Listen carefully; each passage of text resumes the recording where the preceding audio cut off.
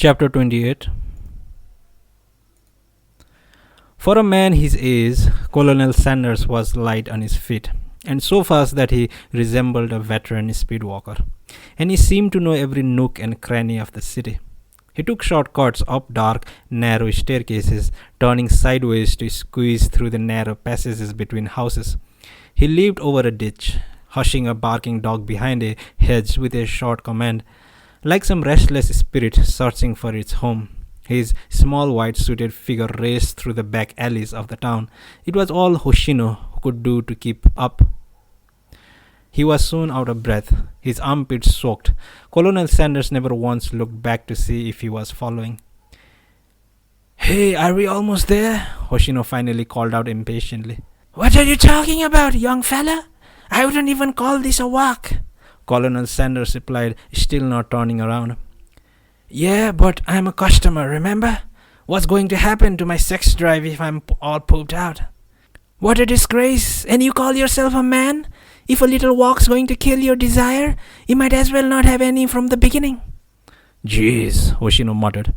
Colonel Sanders cut across another side street, crossed a main road oblivious to the traffic light, and continued walking. He strode over a bridge and docked into a shrine. A fairly big shrine by the looks of it, but it was late and no one else was around.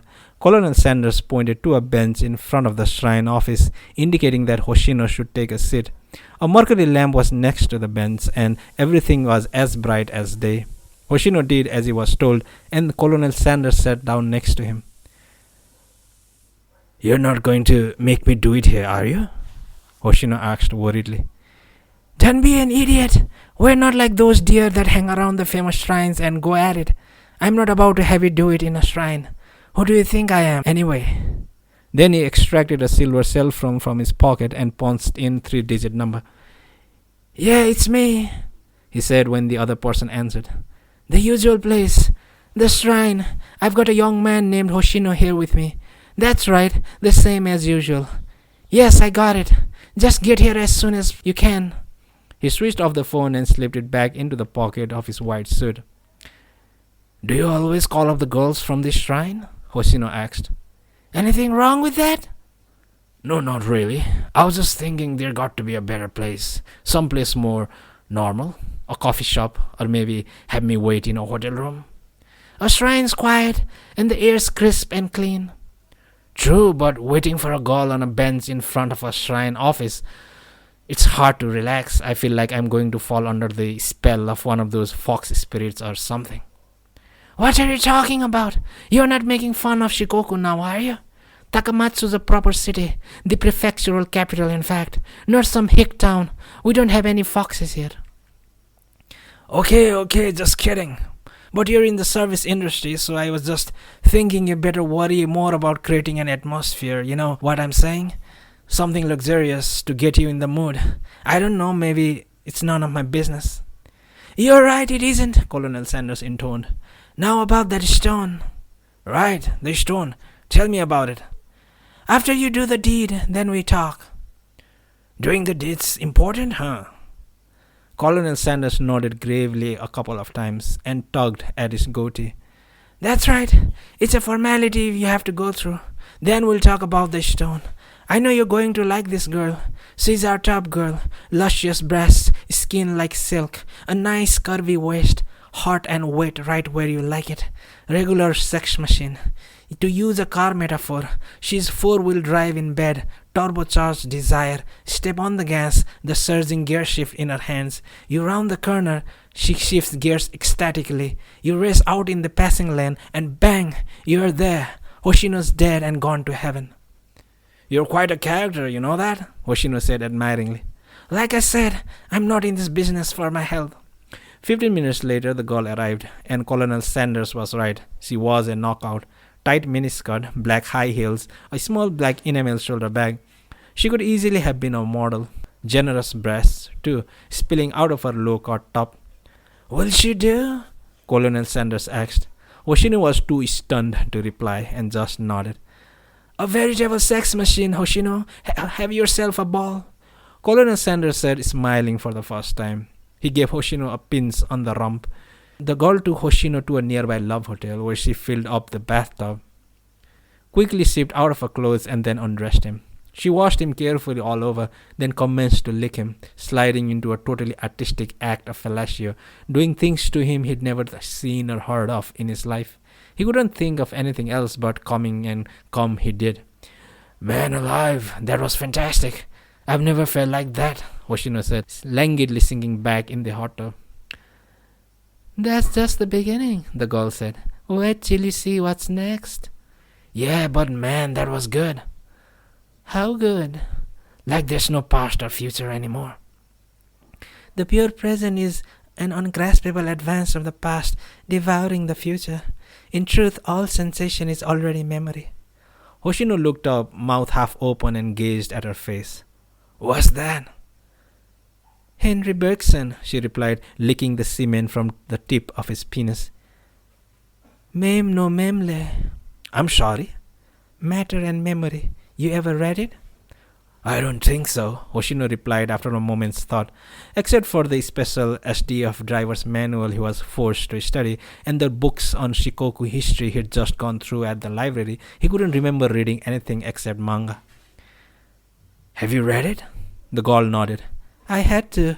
I'm majoring in philosophy in college and we have exams coming up. You don't say, Hoshino said. So this is a part-time job? To help pay tuition. She took him over to the bed, stroked him all over with her fingertips and tongue, getting another erection out of him, a firm hard-on, a tower of pizza at carnival time. See, you're ready to go again, the girl remarked, slowly segueing into her next set of motions. Any special requests? Something you'd like me to do?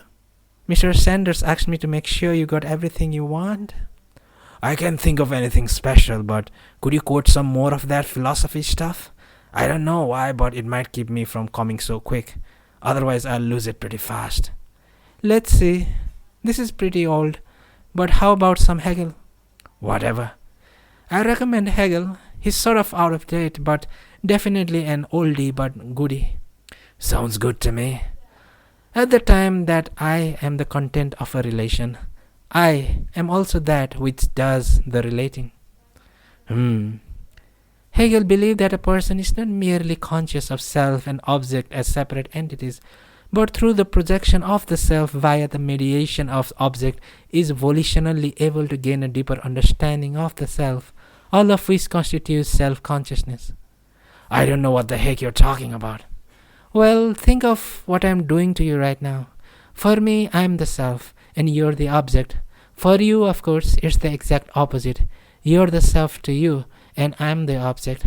And by exchanging self and object, we can project ourselves onto the other and gain self-consciousness volitionally. I still don't get it, but it sure feels good. That's the whole idea, the girl said. Afterward, he said goodbye to the girl and returned to the shrine, where Colonel Sanders was sitting on the bench just as he'd left him. You've been waiting here the whole time? Hoshino asked. Colonel Sanders shook his head irritably. Don't be a moron. Do I really look like I have that much time on my hands? While you were sailing off to heaven, I was working the back alleys again. She called me when you finished, and I rushed over. So how was your little sex machine? Pretty good, I'll bet. She was great. No complaints by me. I got off 3 times, volitionally speaking. I must have lost 5 pounds. Glad to hear it. Now about the stone. Right, that's what I came here for. Actually, the stone's in the woods right here in this shrine. We're talking about the entrance stone? That's right, the entrance stone. Are you sure you're not just making this up? Colonel Sanders' head shot up. What are you talking about, you dingbat? Have I ever lied to you? Do I just make up things? I told you I'd get you a supple young sex machine, and I kept my end of the bargain. At a bargain basement price too. Only $120, and you were brazen enough to shoot off 3 times, no less. All that, and you still doubt me? Don't blow your fuse. Of course I believe you. It's just that when things are going along a little too smoothly, I get a bit suspicious, that's all. I mean, think about it. I'm walking along and a guy in a funny getup calls out to me, tells me he knows where to find the stone. Then I go with him and get off with this drop-dead gorgeous babe. 3 times, you mean? Whatever. So I get off 3 times, and you tell me the stone I'm looking for is right over there? That would confuse anybody. You still don't get it, do you? We're talking about a revelation here, Colonel Sanders said, clicking his tongue. A revelation lives over the borders of the everyday. A life without revelation is no life at all. What you need to do is move from reason that observes to reason that acts. That's what's critical. Do you have any idea what I'm talking about, you gold-plated whale of a dunce? The projection and exchange between self and object? Hoshino timidly began. Good. I'm glad you know that much at least. That's the point. Follow me, and you can pay your respects to your precious stone. A special package deal just for you.